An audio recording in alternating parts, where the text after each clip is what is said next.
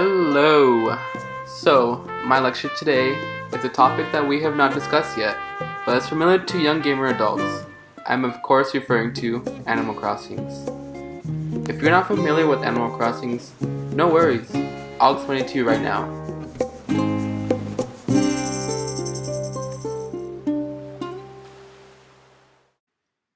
In Animal Crossings, you, the player, are an inhabitant in a village.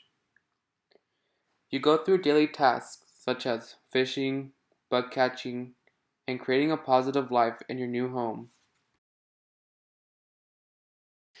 In these villages, you live with numerous anthropomorphic animals, which become your residents of the villages, and possibly best friends.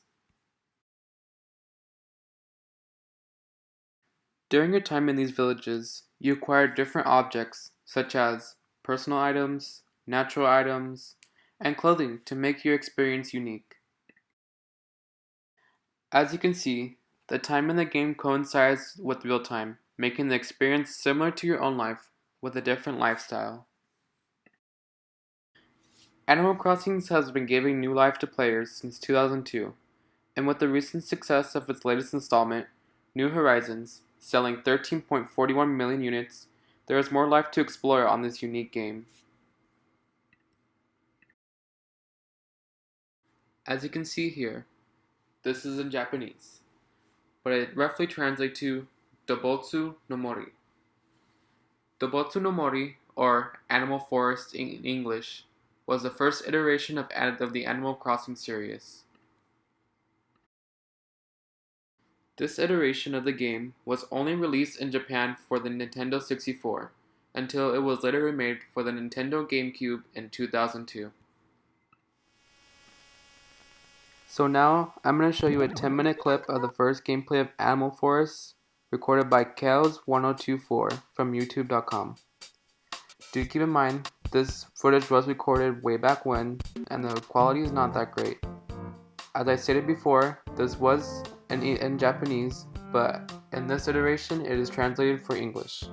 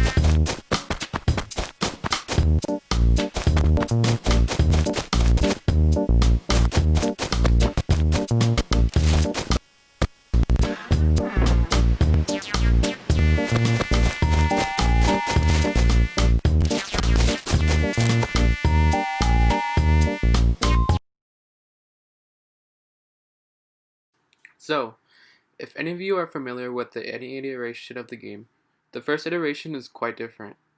Some key differences are setting up the time yourself, the actual cutaway of you traveling to the villager with another villager NPC. In this case, it would be Rover from the beginning of the clip on the train, and the actual layout of the village itself. The layout has changed quite drastically over the couple iterations, and you'll see that in a couple minutes. So, I bet you're wondering who actually made this game. The actual creator of the first iteration and basically the inspiration for the rest of its predecessors was a man named Katsuya Iguchi. I'm sorry if I butchered his name. Iguchi has been with Nintendo since 1986 as a game designer since he was 21. Um, so basically, the inspiration for creating Animal Crossings came from his big move to the Nintendo headquarters in Kyoto, Japan in 1986. Um, just the sheer feeling of isolation from family and friends and everyone back home, and moving to the new area became sort of the drive to create a kind of fantasy space for community living that inspired family, friendship, and community, which turned out to be the anthropomorphic animals in the community and the economic system, which is quite different from reality, and all sorts of things, which I'll cover in a couple minutes. Here's a familiar face. If you can't tell, on the left is actually Katsuya Iguchi, and on the right is Shigeru Miyamoto. If you don't know who Miyamoto was, he's basically like the head of Nintendo now, but he started as a creative game designer and basically was the creator of Donkey Kong. Um, but he was basically he helped headline the production of Animal Crossings with Iguchi. Um, he was already a lead, like I said, he was already a lead creative game designer for Nintendo for years. So when Iguchi arrived, he just kind of helped and kind of made the game how we know it is now. So something from GameStop.com. Shane Shatterfield from GameStop.com discussed the development of the game at a roundtable discussion at E3 on May of 2006. And basically, Miyamoto summarized the concept of the game by saying, well, he said in Japanese, but this is translated to English. But he said the basic idea behind the game is that you communicate with a number of different characters. He mentioned like the anthropomorphic animals you like interact with, some of the residents, some of the workers who live on the island. And then he said, and as a result of that communication, you get really basic benefits, sometimes money and sometimes item. Um, like I said before, money is in the form of bells, which I'll mention a little later. And then items are like personal items to make the experience unique. And then he went on and said, you then use the benefits of money and items from communication and activities to enhance your own life by purchasing items from your house and whatnot. So, with the overall success of the release of Debotsu no Mori, or Animal Forest in English, Nintendo set out to expand the popularity of the game in America. With some adjustments, such as implementing different American time zones, American holidays, and English translation from Japanese, The game came out in 2003 on the Nintendo GameCube. Here I have some gameplay, but of the 2003 release of Animal Crossing on the GameCube. This footage is from JVGS Jeff from YouTube.com. The footage was recorded in December 26, 2009. As you can see, compared to Animal Force, the graphics on this game is pretty much better than it was before. On the right hand of the screen, that is a villager called Static. He is an anthropomorphic villager that is included in the game, as all villagers have a specific name tied into them. So right here, it's raining on the island, so probably you can sense that in real time it might be raining in the player's location, or it's just going off of regular weather patterns like how we experience in the real world.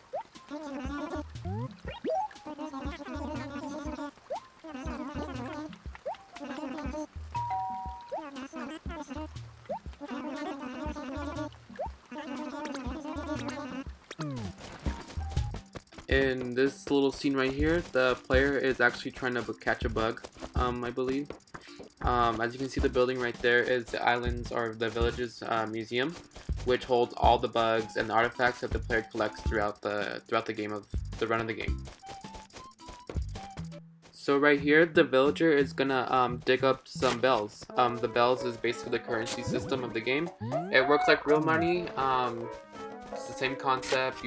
You get a certain amount of money and you buy personal items at a certain price. As you can see here also, there are like pumpkins floating around.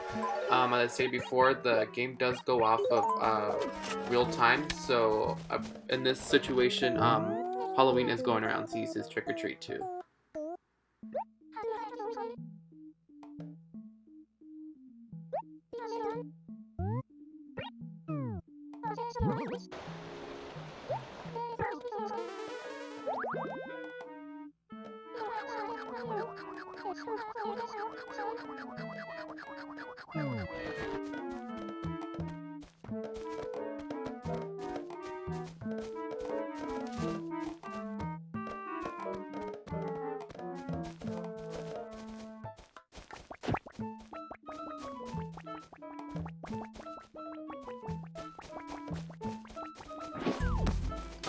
As you can see here, it is nighttime, a little darker than usual, like how we saw before. As you see, it's 11:27, so as I said before, the game does still coincide with real time, which makes the play a little bit more unique, but kind of similar to your own life.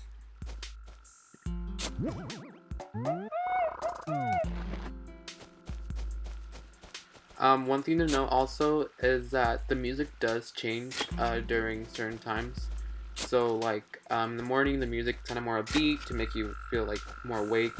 At nighttime, it's a little more calm, just to make you like feel calm because it is nighttime. You're about to go to bed too. You can't really see it, but the player is inside their house. Like they can move the furniture, which he's trying to do right now. You can rearrange however you want your house to look, basically. So as you can tell, there are differences between the first iteration in Japanese and the English iteration for the GameCube. The first one I want to point out is that the actual Game Boy system had an actual internal clock within the mainframe, which made fabricating discs easier and cheaper than producing the cartridges for the N64, which age rapidly. So I know I'm using a lot of clips here, but we do learn better visually. But thanks to Burrito Gaming on YouTube.com, they made a side-by-side comparison of the Botsu no Mori for the N64 and Animal Crossing for the GameCube. So here you see KK Slider, who becomes a staple in the Animal Crossing franchise. In this scene, you're in like a dream sequence, and as you can see, the differences are pretty similar, are not vivid, but you can tell from the next clip that it starts to change from there.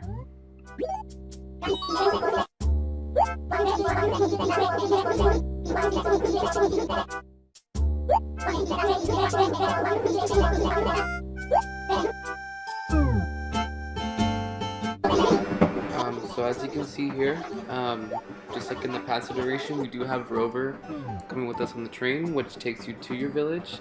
As you can see on the right, the GameCube and the N64's little like type thing is different. So that's another difference. Um,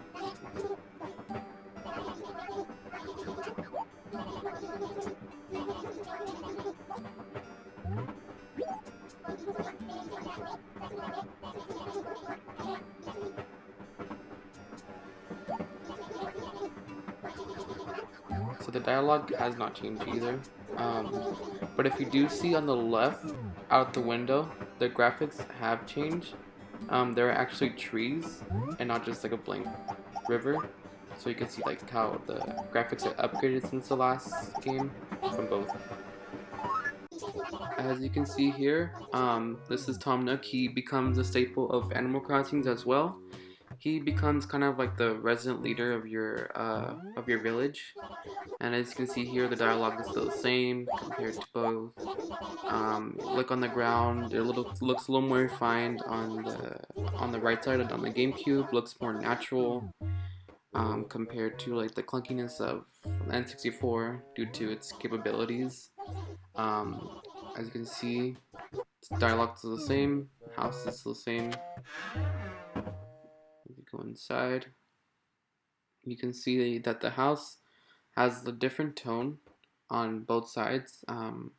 One looks like kind of cartoonish. The other one looks more what you would expect in a real house, which was Yuji's plan to kind of put that in to compare to your real life.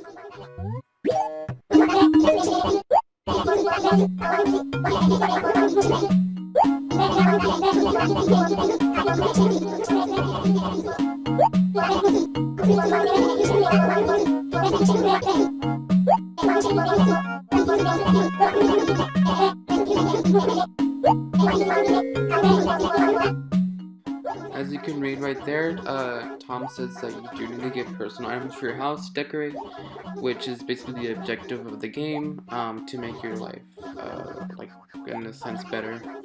And then you'll see that, like, a little more. But once you progress through the game, your house will expand, or you just get more items to make it more fitting to your likings, and yeah. I mean, that's pretty similar to both, so there's really no difference there.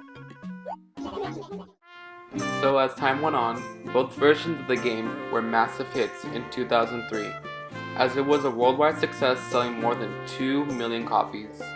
Even 3 years after the American release of Animal Crossing, the game was still a hit, selling 1.3 million copies, which totaled to $43 million in the US, which in turn would spawn many sequels. 4 years after the success of the game for the GameCube, the long-awaited sequel came to the newest innovation for Nintendo, the DS. The Nintendo DS came out in November of 2004 and was a smaller and compatible device for young gamers with dual-screen display and touch optimization to enhance gaming. It was only fit that the new iteration into Animal Crossing's franchise would premiere on this new and improved Nintendo invention, as this installment was named Animal Crossing Wild World and would premiere November 23, 2005, a year after the DS debuted. In Wild World, the gameplay remained fairly the same, with some customizations for items, new tools like the slingshot for popping balloons, watering cans for planting your plants and making them grow and expand, and these tools did have gold variants when you dig up some gold nuggets too. But the biggest difference was actually utilizing the Wi-Fi connection embedded into the DS for online play. Wild World was the second game on the DS to use this feature, the first being Mario Kart for the DS, as the inclusion of online play means that the player can now visit different players' towns due to wireless access points, and that'll become a staple feature for the game. So now we're going to watch a video from Crossing Channel. Here goes his credit. He's from youtube.com. But this is a video of his town. As you can see there's a date. This video was taken or was uploaded in 2019, so not too far along. But I'm going to just kind of walk you guys through this. As you can see, there are pathways in this game. This was another new addition. As you remember from the past videos, there was no pathways. It was just flat ground. As you can see, the villagers are still there. You still interact with them. See, you're gonna go through some dialogue. Still the same format as I said.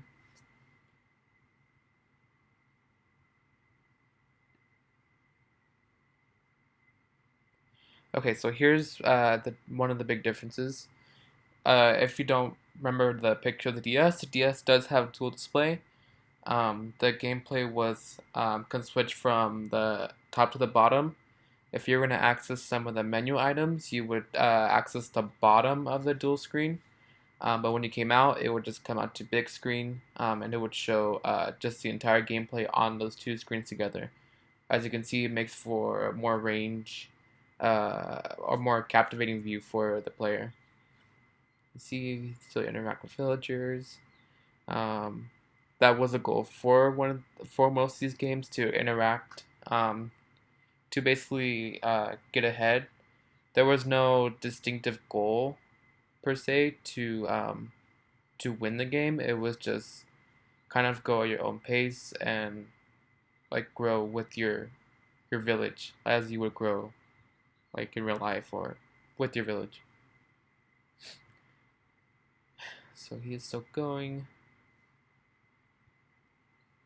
You see the pathways can be very precise. There are some players who will literally spend hours making pathways, making their island look the way they want to.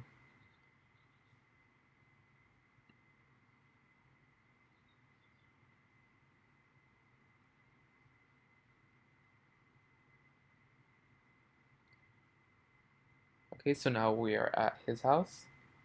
And he's gonna enter the house right now. So the same format as past games. Okay, so this is another big difference. Um, so now, before we could go into villagers' houses, but now they're more detailed. Instead of just like there was a standard format to where each house was basically the same, but now each villager has a different house to fit their personalities. And see that villager had like a bamboo kind of uh, theme going on in his house. He could probably be just a villager with a chill personality. And as you can see here, I believe this is the Nook's Cranny, which is the store in the game, or the store you unlock in the game. And right next to it is the Able Sisters, which is the clothing shop for the game and has been since the GameCube release. And like before, the system does go on the same time as the internal clock built in. So as you can see right now, it's fall. So that's still going on in this game too. Okay, this is another new one. So now you can do kind of reactions, sort of. Um, they do uh, they do like evolve over time, and you don't have to pick how the villager reacts. So this won't stay for long, but yeah, you can kind of like make sure like the villager gets the reaction you want. You see the map is right there, and he's pointing to the bridge, the city or the village. There's another one of his villagers. Okay, in his hand is one of the new additions to this game, which is the watering can. As you can see, I don't know if if you can see it, but it is a gold variation of the water can, which is very rare. But yeah, that is one of the new additions, and it does help grow, expand, double the number of flowers you have on the island.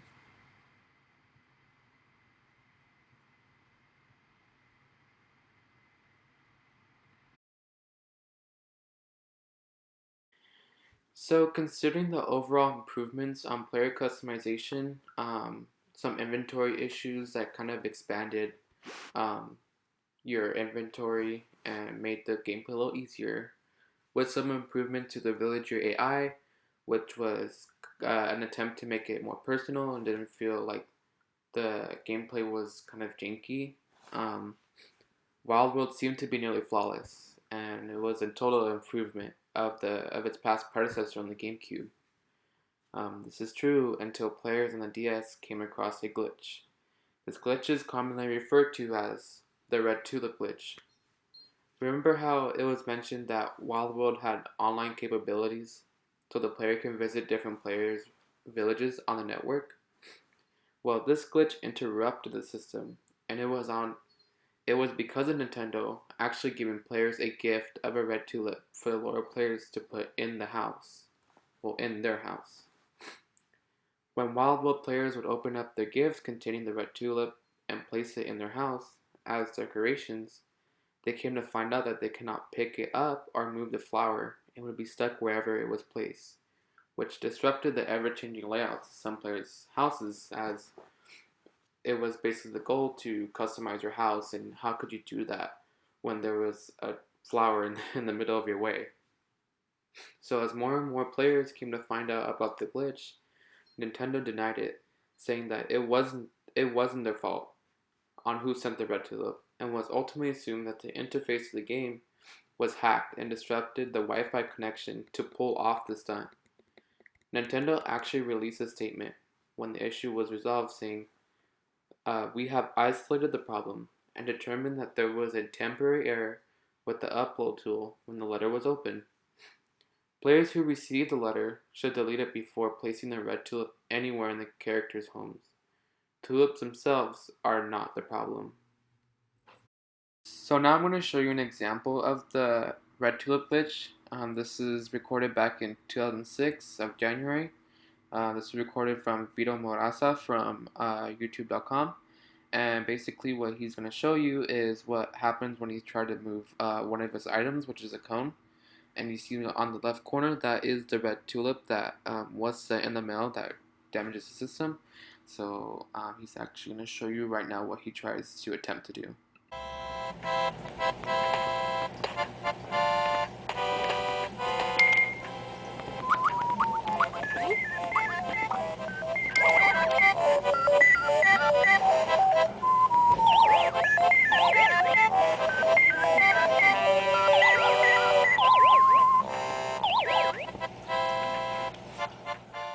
So as you can see, he couldn't move the cone. He might have placed the red tulip somewhere else in this video, in this example, and basically what it did was kind of block that pathway to move the cone. So, but it was an issue resolved, and as you can see in the introduction of the glitch, it is like folklore for the Animal Crossing community. So, but it is resolved now, and Animal Crossing hasn't had a glitch like that since then. So overall, Wild World became a huge success, not just for the DS, but for Animal Crossing genre itself. As a whole, as the game sold 11.75 million copies by March of 2016, even considering the Red Tulip glitch, that may have aroused some suspicions in some of the game's capabilities. So, what was next for Animal Crossings? How could Nintendo keep raising the bar? Uh, Nintendo basically answered with the next iteration of the game, which was Animal Crossing City Folks for the infamous Wii. So, the Wii was yet another bar raiser for Nintendo, as it was the first console of the generation actually to feature motion capture capabilities. The reason for that was to basically immerse the players into the worlds of their favorite games. So the funny thing about releasing an Animal Crossing game every year is that you would expect to have updates, for the game. Improve capabilities, gameplay, mechanics, which is expected over new iterations for video games typically. But in the case of City Folk, there was no improvements over the last few games. The key difference of this game was that the landscape was different. The player now being in a sort of cityscape, which kind of allowed to put in some new additions for stores, like hair salon, and a coffee shop, the two notable new stores. But even with those additions, the game didn't even go well with fans because it was basically rehashing the same format every time, and the gameplay started getting repetitive, and it was just fans were expecting a little more, especially coming from the Wii. Looking at the gameplay right now, it's pretty much the same as the Bots no Mori, Animal Crossings for GameCube, Wild World. So you would expect that a new game on this new generation of consoles would be like game changing, but it really wasn't. The saddening part was that the game only sold 3.38 million units after its release. Yikes. This is compared to the first iteration of the franchise selling 2.2 million copies. But back then there was a lack of awareness of the game, so that was the major cause of that. So, what was Nintendo's next step? Was it giving up and completely abandoning ship? Over their dead body. The game would come out on June 9th, 2013 in America, and November 7th in 2012 in Japan, and February 7th, 2013 in Korea, and would be only exclusive to the improved DS iteration called the Nintendo 3DS. The improvements would be so extensive on this game, as this game was meant to be the best sequel out of any of the other games, as this one was predecessing the City Folk game, so it would improve the overall format that City Folk was thought to be. One new ability was to create new building structures to assist a good setting up a good life for you and the players and your villagers. This included new shops, new homes, different layouts to improve the island. Two shops that were included were gardening and shoe shops, with the addition of Club LOL, where KK Slider, a recurring character in the franchise, would perform every day in your village. So now I'm going to show you a video from Protendo from YouTube.com. He recorded this on March 13th, 2020, and he is recalling his remembrance of City Folk for the 3DS.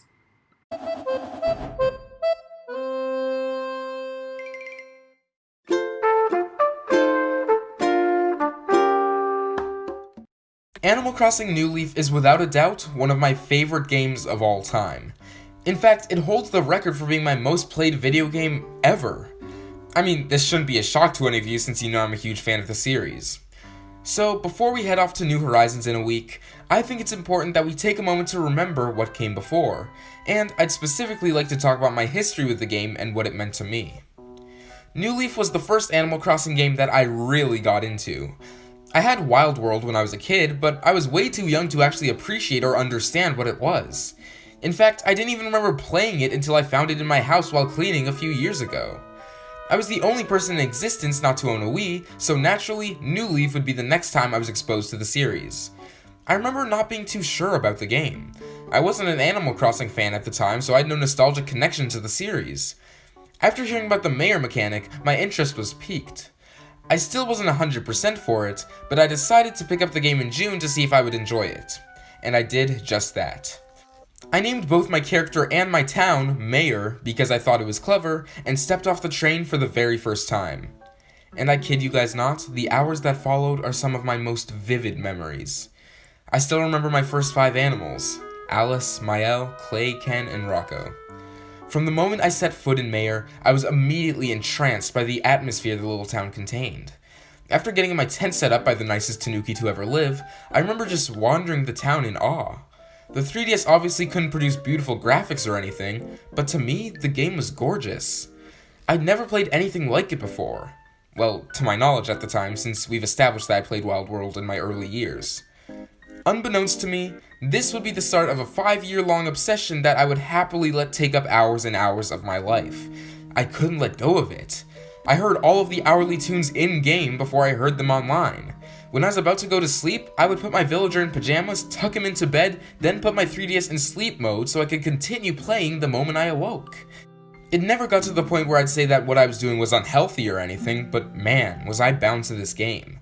It was really one of the first times I felt a personal attachment to a video game, even though I couldn't connect with my character, but that's a topic for another video this week.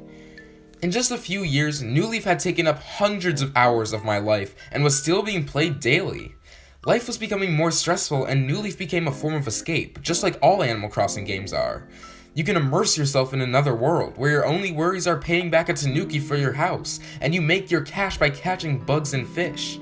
Where the only things you have to remember to do are attending birthday parties and paying off public works projects. It was really like a second life, and I've yet to play a game that has captured me like New Leaf has. Even after revisiting games like Wild World and City Folk, they never reached the level of immersion that New Leaf did for me. And even though I'm incredibly excited for New Horizons, part of me thinks that that form of world-breaking, life-merging captivation might be something exclusive to New Leaf with me. Exclusive to my first true Animal Crossing experience. Of course, like what happens with most games, my bond with Animal Crossing New Leaf wouldn't last forever.